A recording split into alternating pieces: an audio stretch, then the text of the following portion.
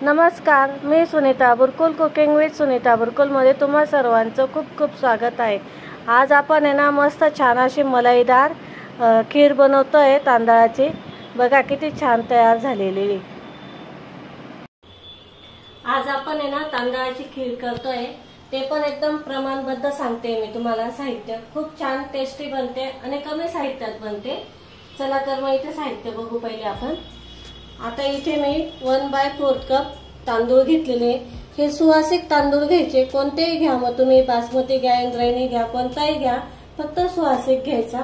त्याचबरोबर आपण इथे काजू बदाम घेतलेले, हे ऑप्शनल आहे, तुम्हाला आवडत असेल तर घ्या। आणि इथे चारोळी घेतलेली मी थोडीशी, आणि वेलची घेतलेली आहे। आता आपल्याला सगळ्यात पहिले तांदूळ स्वच्छ धुवून घ्यायचे। कसं की पॉलिश वगैरे केलेले असतात ना, म्हणून फक्त धुवायचे, भिजत नाही घालायचे आपल्याला हे। आता इथे आपण मिक्सरच्या भांड्यामध्ये तांदूळ टाकून घेतलेले। हे आपल्याला फक्त थोडे रवा दळून घ्यायचे, जास्त बारीक नाही करायचं, रवा दळायचे।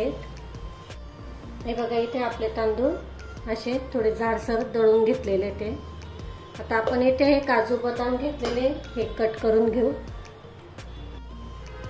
तर मी कढईमध्ये तूप टाकते। हे आपले पोहे खायचे चमचे आहेत ना, ते घेतले आहेत मी, 2 चमचे टाकले।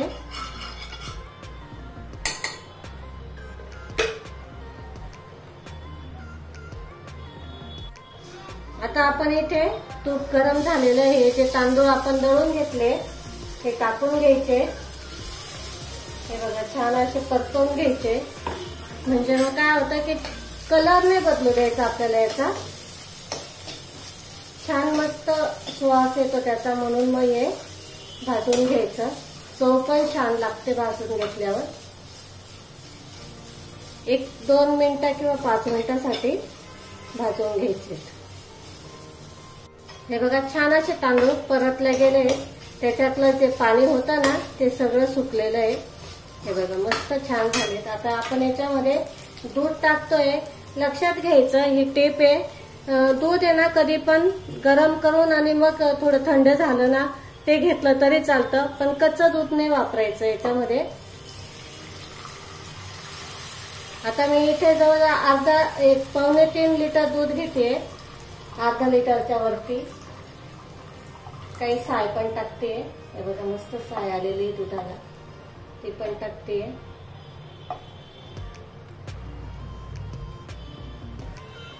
आता याला छान अशी उकळी येऊ द्यायची आहे।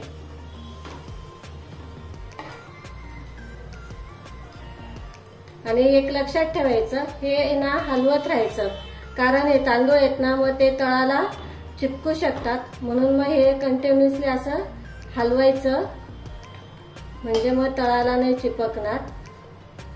उकळी येईपर्यंत छान असं हलवत राहायचंय। बघा छान अशी उकळी आलेली आहे, अर्धवट शिजला गेलेले ते। आता आपण याच्यामध्ये साखर टाकू चवीनुसार। इथे मी 2 ते 3 चमचे साखर घेतलेली आहे, तुम्ही तुमच्या आवडीनुसार टाका, तुमच्या घरात किती गोड लागतंय त्यानुसार।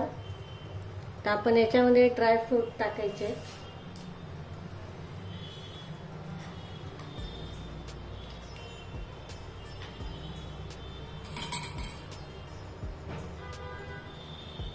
थोडेसे चारोळ्या, हे काय ना ड्रायफ्रूट तुम्ही तुमच्या आवडीनुसार टाका, तुम्हाला आवडत असेल तर टाका, नसेल आवडत नाही टाकले तरी चालतात। खूप छान दिसते, अशी पण टेस्टी लागते खीर।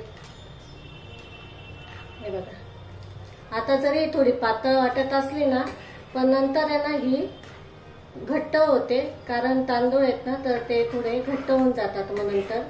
त्याच्यामुळे या स्टेजला आली का मग थोडीशी गॅस बंद करून द्यायचा।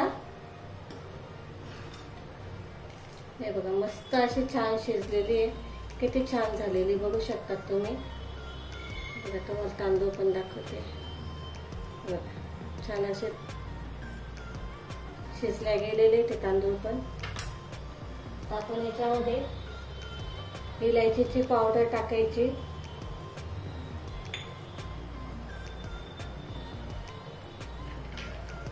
मी इथे 2-3 इलायची काढून घेतली होती बघा। आता ही एक तणकून उकळी काढून घेतली। आता आपण तर गॅस बंद करून द्यायचा। हे बघा झाली इथे आपली खीर तयार करून।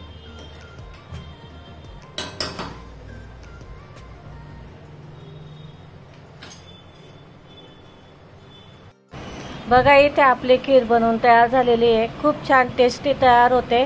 पितृपक्षात ही आवर्जून बनवली जाते। खूप कमी साहित्यात बनवून तयार होते आणि खूप छान टेस्टी लागते ही। तुम्ही इतर सणावारालाही बनवू शकतात। इतकी टेस्टी लागते ही खीर। तुम्हाला जर आवडली असेल तर लाईक करा, शेअर करा आणि सबस्क्राईब करायला विसरू नका।